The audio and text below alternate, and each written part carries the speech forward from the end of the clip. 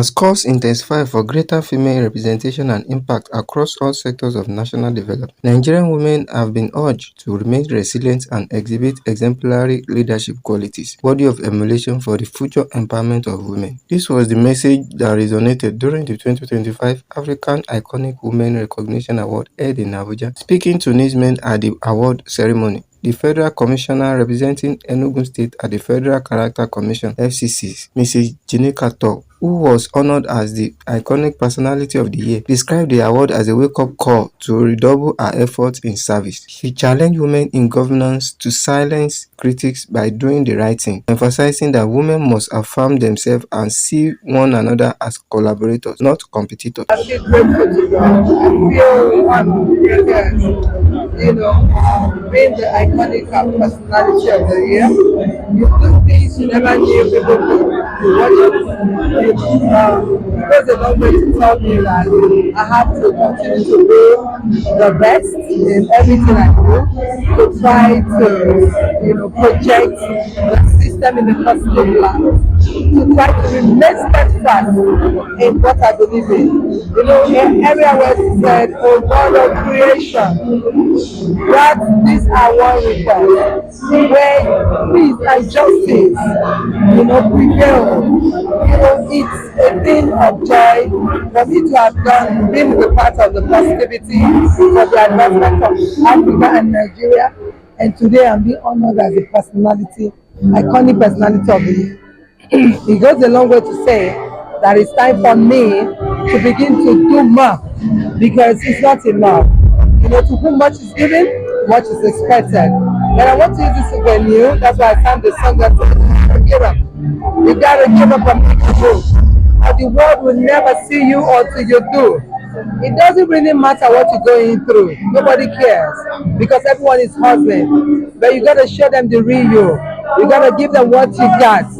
But don't let them see what you're not. You have to package it, because you are strong. You are wise. You are worth beyond the thousand reasons why. But you can be perfect. For no one is perfect. And he said, no. There's nobody in this world like you. So until you begin to believe that there's no one like you, that it is you to change the narrative. If you look at Federal Character Commission, I've always been on air to say it's not done right. I don't care the heat, the hot, and the baths. But the bottom line is that things should go right, so that the common man can be well represented, and the common man can be given the sense of belonging. I'm going to be as the governor of Enugu State, and I know that I will come out. So I'm building that tentacles and my tenacity and my assertiveness and my impetuousness through that angle. But however it is, it's not a do or die affair. But I want to believe that it's time for us to have. If I have not gotten anything in other character, I've gotten some personalities of integrity. In future, I'm going to work with them, because I have seen them working in the right direction. Okay, please, we have overflowed women participation in government. Those who are in governance, those who have been given a position of authority, what are they doing? I have told the women, until you affirm yourself, the affirmative action, even 5% is perfect. You must affirm yourself as women. Women see themselves as competitors instead of collaborators. You see a situation where you support a woman and she never remembers it. But when you support a man, he remembers it. What are you talking about here? We have 49.9% of women populace. And we have 59.9% of women voters. Where are the votes? Why are we overflowing the issue of women? It's time to look at and change the narrative. A vote for a woman counts for prosperity.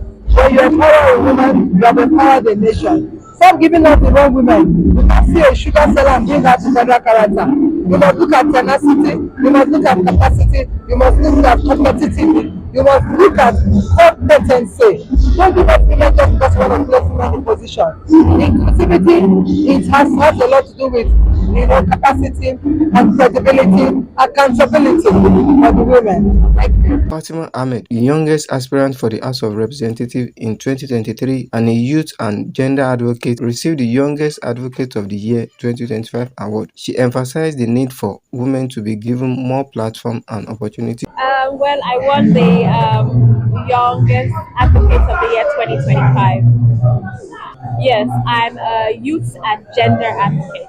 Oh, that's a very interesting question because I ran for the House of Representatives in 2023. And from my knowledge, I feel that women need to be given more platforms and audience to take decision in policy making.